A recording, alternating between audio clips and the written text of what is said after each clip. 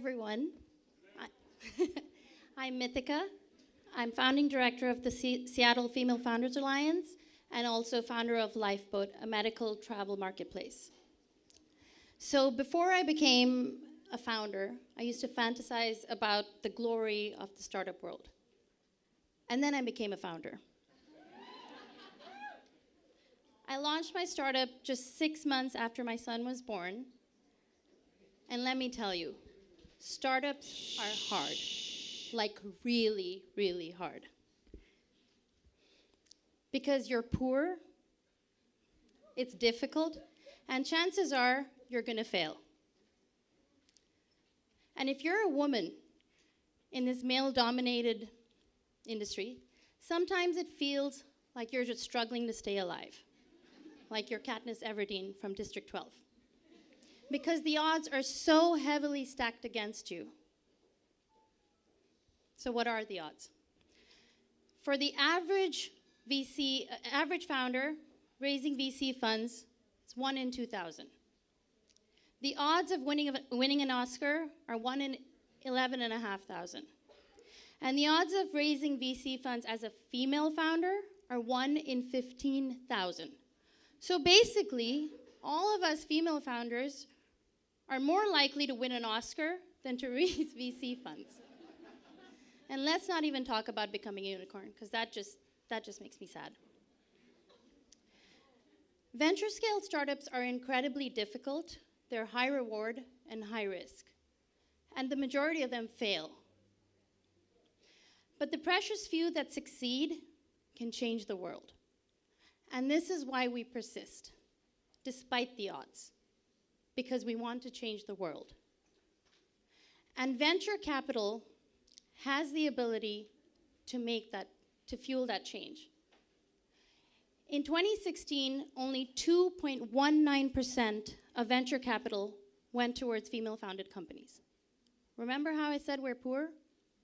Because 2.19%. The investment gap isn't just about how women are valued. It's also about how this powerful capital is deployed. Did you know that the dishwasher was invented by a woman?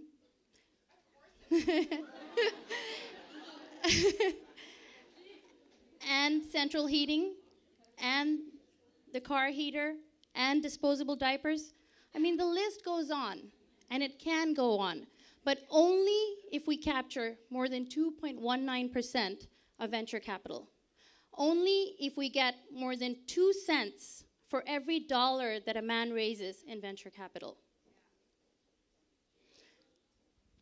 But VCs and angels shouldn't invest in women because we check a box, because we check the diversity box.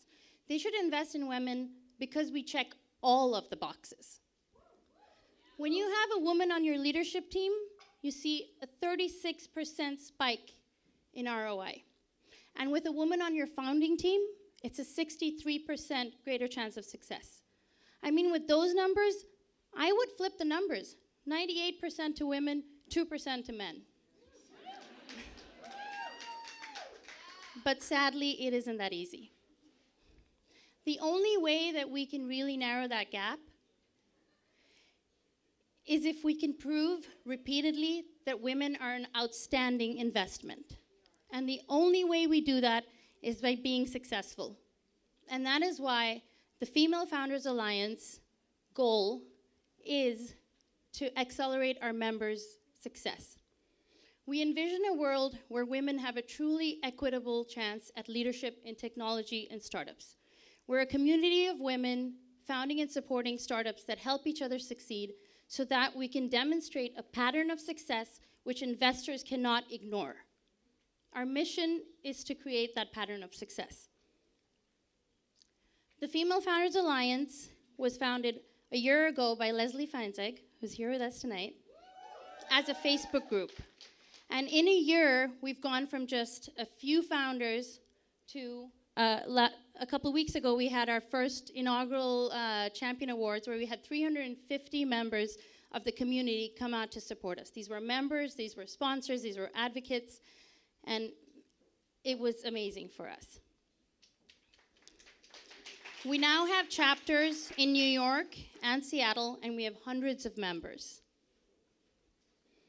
So how do we do it? When we asked our members what they need and what they can offer to each other, there were two very different things. They could offer mentorship, peer support, business expertise, and cheerleading.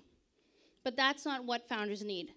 Founders need investors. They need deals. They need sales. They need connections. And that is what FFA does. We open doors. Investors cannot invest in what they don't see. So we create pitching events where you can get access to investors. We sell your stories to media.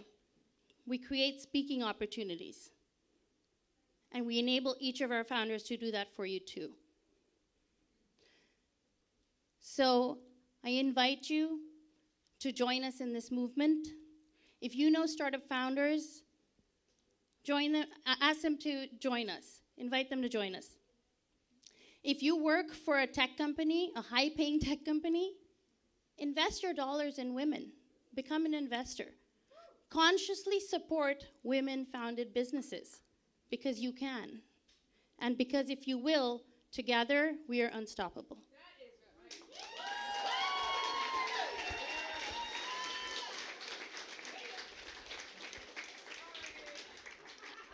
And then we also have an event. So we had our Founders Showcase event last May, and it's coming back this year in May 22nd. We're inviting founders from across the United States and Canada to come and pitch. If you're interested, please contact us, femalefounders.org. Our newsletter is open to anyone. Sign up on our website and just join the movement. Questions? Yeah. How did you create the network of investors? How did you start off? It started off with personal connections. Actually, Leslie's personal connections. She had a whole bunch of people that she exposed to the entire alliance. And at our Founders Showcase, the founders came through and investors started pouring in. So that's how it started. So how did Leslie create the network of investors? Leslie, do you want to answer how you started created? I mean, it's over time. It was built, through her own startup. She had a startup called Venture Kits, and she's had connections over the years through Venture Kits. And So Leslie, can you wave your hands or something just so people want to talk to you after they can see your face? So if you want to talk to either one of them, they can both help you after the questions too. Go ahead. Questions? Back there?